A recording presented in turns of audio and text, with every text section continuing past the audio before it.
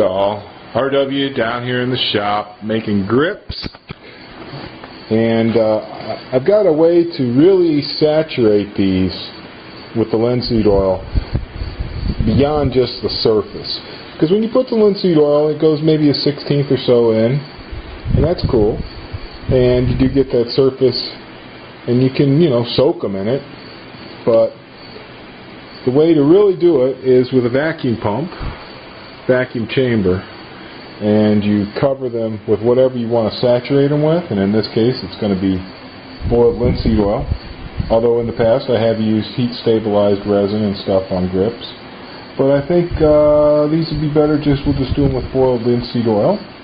So here I'm going to show you the process. It's pretty simple if you have the equipment, So I've got a couple of titanium rods, totally non-reactive material, which is great. I think I'll put them this way. Yeah, let's try it this way. And then, make sure there's no foreign material in that. Put a grip down, and I'll rotate this one so it'll fit right next to it without touching it too much. There you go. And then because wood's going to float, got to put a little wire mesh on top of it. And then I'm going to pour in some linseed oil. Hopefully it'll be enough to cover them. Let's hope. Just barely. Yeah, it's got to cover them or it won't work. See how much I got left in my can. Let's see if this is going to work out for me. I hope it does. Oh yeah. Yeah, it'll totally cover them. What happens is the air is being sucked out of the grips by the vacuum pump. It's going to froth a little bit. So you got to weigh them down, keep them from floating, and you got to keep them. So here's a nice brass weight again, and the mesh that I'm using is steel that's been powder coated, so everything's non-reactive. So no matter what I use for my process, it's not going to screw things up. And then here's the vacuum chamber. What makes it a vacuum chamber instead of a sauce pot? This rather expensive lid. There's a special gasket on it. It's got a little pressure gauge, all kinds of good stuff. So all I got to do here is push this over this and turn on my pump, and you'll see what's going on here. You can see the vacuum dropping on it, and now you can see it foaming up. So what's happening now is all the air is being expelled from the wood. Now this wood is kiln dried. It's got a low moisture percentage, probably about 6-7%, and it's got some nice tight, fibers to it. So, just rubbing some linseed oil on it, you're really not going to get the kind of penetration you can using a vacuum pump. There's just no way you can do it. This is going to pull that linseed oil all the way in to the inside, and the grips will be pretty much stabilized because they'll be oil saturated. Time to check back, see what's going on here. It's been about a half an hour or so. You can see I'm pulling about 27 inches of mercury, which is as good as I'm going to get at this altitude. The higher you are, the less vacuum you can pull, or you need a really, really big pump. As you can see, there's only a couple small bubbles in there, and that's really good enough for my purposes. So what I'm going to do now is, before I turn off my pump, I'm going to go ahead and start releasing the vacuum, and you can see what happens.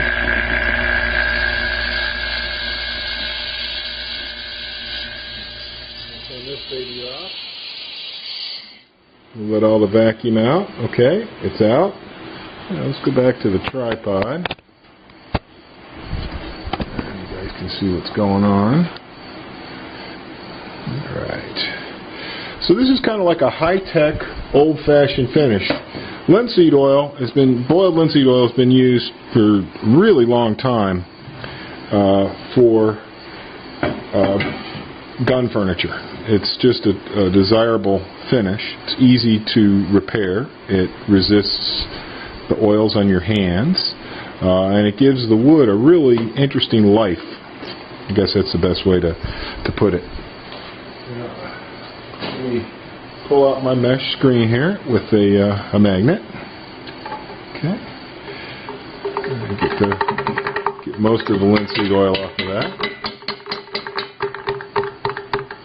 Alright, there we go. Now I can see we've got some grips. They are still floating a little bit, so there's definitely some air in them. And if I was stabilizing these with cactus juice and I was going to bake them in the oven and heat cure some resin, well then I would let them run like overnight, basically. I'd let the pump just run forever. And I'd come down in the morning and deal with it. But this is a completely saturated grip. You can see all the little air bubbles all over it. That's completely saturated. And let me get this out. Just pull it out. And I'm going to, of course, reuse my oil. Right now they look amazing because, you know, you got a surface of oil all over them, which makes them look really astounding. Okay.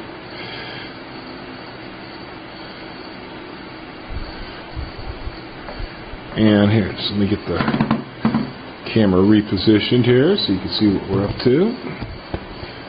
Alright. So the next phase of my process of this high-tech old-fashioned finish is beeswax.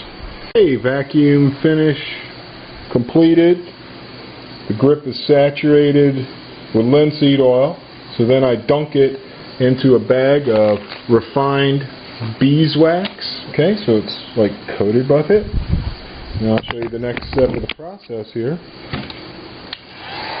I'll go after it with my heat gun and move around a lot because I don't want to overheat the wood. All I want to do is get the wax liquefied, and then I smear it around with my fingers. Then I wipe it down pretty good with a rag, leaving a lot of wax on there. And then I take it over to the buffing wheel and I buff it, and I'll show you that process. But you can see how the beeswax is now just liquefying all over the whole grip. What this is going to do is it's going to seal in this golden color of the sapelli before the air gets a chance to start oxidizing the wood and changing it darker brown. This is a way of keeping the sapelli as light and golden as possible. Alright, that's it. Okay, that's done. Okay, now while it's still liquidy, right, let's make sure I've got as much as I can all over it so it's got a nice coating but not too much, right? You don't want excess. Alright. That's wonderful. Wonderful stuff. Same on the back. I don't have to worry about the back too much because you're not going to see it, but it does seal it. And it just completely seals it in. So by putting vacuum on the grips, putting them in a vacuum chamber, okay, it's almost like a spring. Okay, it's being pulled out, and then when you let off the vacuum, it goes, and it sucks the linseed oil below the surface really fast. Even faster than like if you wipe it and just waited for it to air dry. It sucks it in really fast. And then I seal it with the beeswax like you just see here, right? And then I'm going to take it over the buffing wheel. I'll show you that. Alright guys, we're at the buffing wheel. I got it down low so you can kind of see where I'm working. When you're working with a buffing wheel, you have to work off of the edge of it. You don't want it to catch your workpiece and fling it into the bench and destroy it, or jam it into your leg or something crazy. This is just a light cotton flap wheel with nothing on it whatsoever. It's been cleaned up, dressed, so it's nice and fluffy. And you can see what it's doing to the finish. It's just awesome.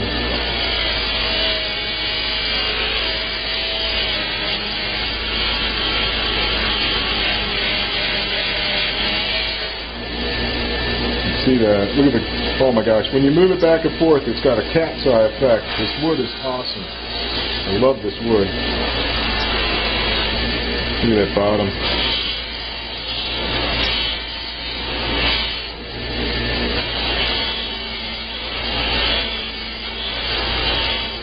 Oh wow, that is really something.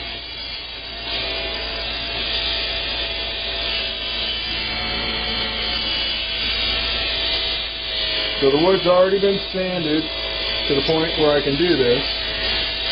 And this really speeds up the finish. It's like an old-fashioned, high-tech finish. Linseed oil, beeswax, but the addition of a vacuum pump, melting the beeswax on it, buffing the beeswax into it. It just has an amazing effect. It's just a beautiful thing.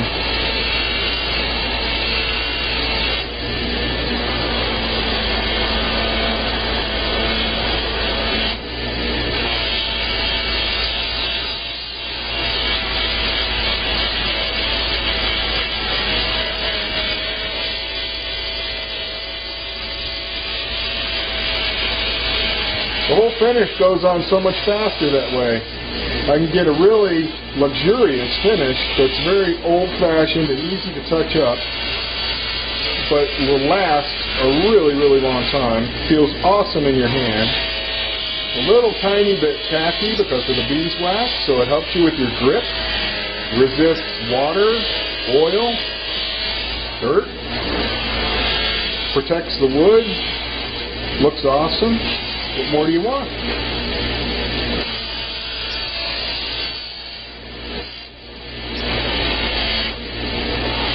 Now I'll hit the back just to get all this excess off of there. Get that off of there. So, there they are. Pretty amazing looking, wouldn't you say? Fitting really nice.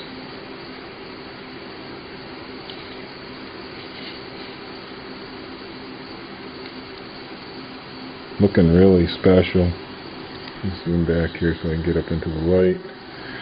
I'm going to try to show you what I'm talking about the grain. It has a lot of little things going on inside of it. See all the little eyes?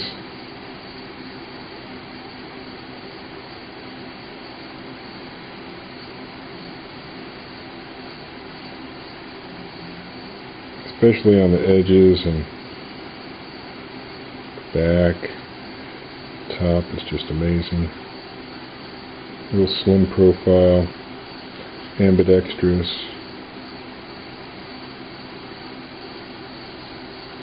Feels awesome. Really lightweight. Doesn't add anything to the weight of the gun, really.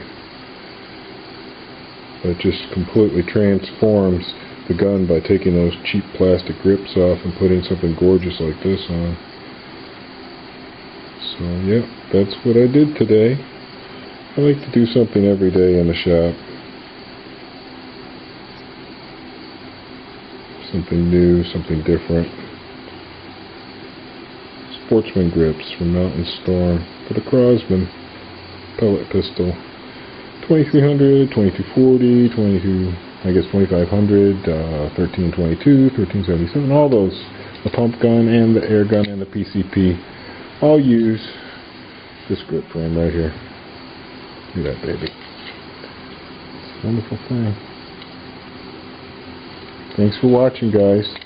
Thanks for supporting Mountain Storm with your views, likes, comments, and subscriptions. I really appreciate it.